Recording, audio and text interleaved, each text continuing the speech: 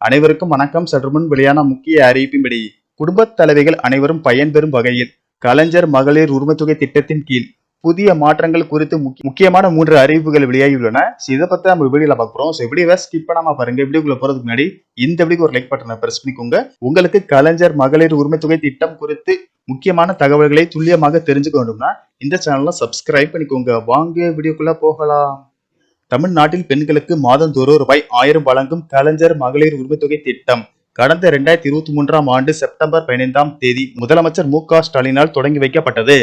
இந்த திட்டத்தின் மூலம் விண்ணப்பித்த தகுதி வாய்ந்த குடும்ப தலைவிகளுக்கு மாதந்தோறும் நேரடியாக அவர்களின் வங்கி கணக்கிற்கு ரூபாய் 1000 வரவு வைக்கப்பட்டு வருகிறது. இந்த திட்டத்தில் தற்போது 1,14,00,000 பயனாளர்கள் உள்ளனர். பெண்களுக்கு ஆண்டுக்கு ரூபாய் 12,000 உறுதி செய்யும் இந்த திட்டம் பெண்கள் முன்னேற்றத்திற்கு கை கொடுக்கிறது.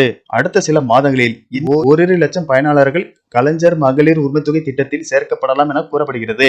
அதாவது இன்னும் திட்டத்தில் சேராமல் இருக்கும் தகுதி வாய்ந்த பெண்களை சேர்க்க தமிழ்நாடு அரசு திட்டமிட்டுள்ளது.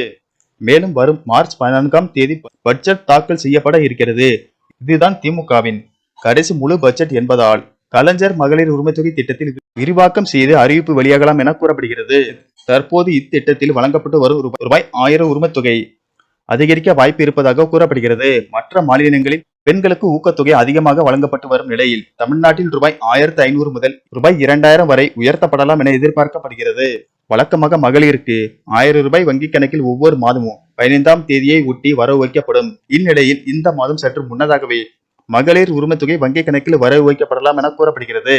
பொங்கல் பண்டிகை முன்னிட்டு முன்கூட்டியே அதாவது ஜனவரி 10ஆம் தேதி அன்று 1000 ரூபாய் வழங்கப்பட்ட நிலையில் இம்மாதம் சர்வதேச மகளிர் தினத்தை முன்னிட்டு மார்ச் 8ஆம் தேதியை ஒட்டி மகளிர் உரிமைத்தொகை வழங்கப்படலாம் என எதிர்பார்க்கப்படுகிறது. இருப்பினும் இது அதிகாரப்பூர்வமாக வெளியாகவில்லை.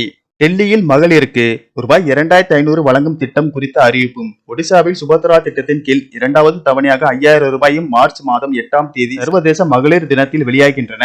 அதே போல மகளிருக்கு இன்ப அதிர்ச்சி கொடுக்கும் வகையில் தமிழ்நாடு அரசு முன்கூட்டி இம்மாத தவணையை செலுத்தலாம் என கூறப்படுகிறது. நன்றி.